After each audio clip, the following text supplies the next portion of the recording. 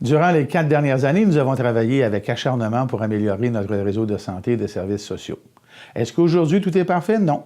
Mais une chose est sûre, nous avons réalisé de nombreuses améliorations majeures.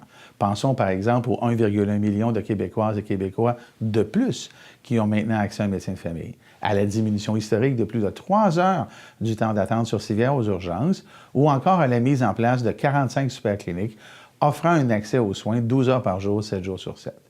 Pensons aussi au carnet santé. Il y en a et il y en aura encore beaucoup d'autres. La CAQ a récemment publié un document d'orientation en santé, un document constitué d'une série d'objectifs, mais sans aucune mesure concrète, aucune. Les orientations en santé de la CAQ doivent maintenant passer un test de crédibilité. François Legault affirme qu'il va offrir un médecin de famille à l'ensemble des Québécoises et Québécois. Rappelons qu'il s'est systématiquement opposé à l'ensemble des mesures que nous avons mises de l'avant pour que plus de gens aient un médecin de famille. Que compte-t-il faire de plus concrètement pour atteindre cet objectif? Ni vous ni moi n'en avons aucune idée actuellement. La CAQ veut accélérer le déploiement de l'accès adapté. L'accès adapté, c'est un mode de pratique de la médecine que nous favorisons depuis le début de notre mandat. Il permet aux patients de voir rapidement leur médecin lorsque nécessaire. La CAQ parle de signer une nouvelle entente avec la FMOQ pour que plus de médecins de famille utilisent ce mode de pratique. Si la FMOQ refuse de négocier, la CAQ va-t-elle forcer une nouvelle entente? Si elle accepte de négocier, la nouvelle entente de la CAQ va-t-elle comprendre des incitatifs financiers? Pour combien? François Legault affirme qu'il veut augmenter le taux d'utilisation des blocs opératoires en y ajoutant du personnel, particulièrement plus d'infirmières.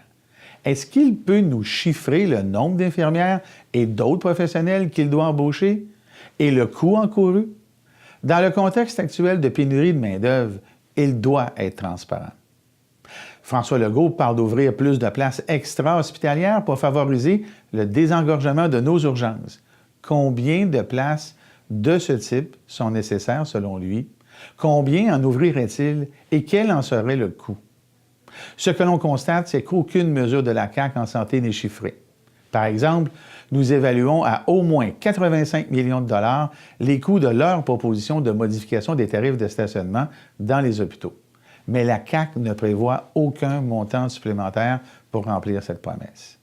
Est-ce que François Legault peut nous dire exactement combien chacune de ces propositions coûtera? En plus de ne rien chiffrer, le problème avec le plan de la CAQ, c'est que François Legault fait beaucoup de promesses, mais jamais il n'explique comment il va les réaliser. C'est toujours la même affaire avec François Legault. Il dit vouloir faire plus et mieux, mais on ne sait jamais comment. Avec François Legault, c'est toujours « on verra ». Cette année, on veut voir et savoir avant l'élection. C'est une question de crédibilité.